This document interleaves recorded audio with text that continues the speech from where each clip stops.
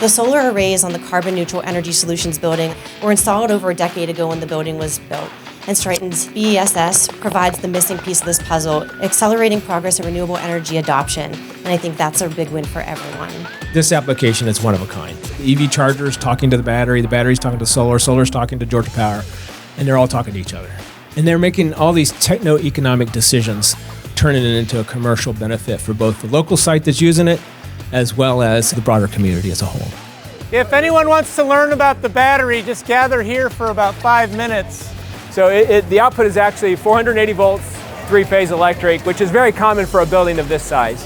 It's a very reliable system in data centers, behind a hospital, and a lot of places, and we've repurposed it for this as well.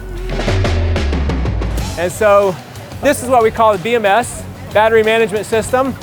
Puts all the data up on the cloud, so depending on how you use it and what environment it's in, the thermal management will make sure it stays at the right temperature all the time. All right, follow me, guys. These are the original panels, 300 kilowatts on the roof. Now, if the building has excess demand, then the solar will meet that demand. If the building's demands are lower, we provide the surplus to the grid, and it goes to other buildings on campus.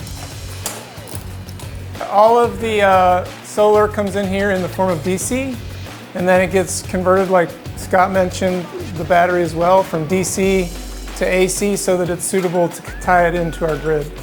Each time you do a conversion, you lose 3, 4, 5% of the energy that you have.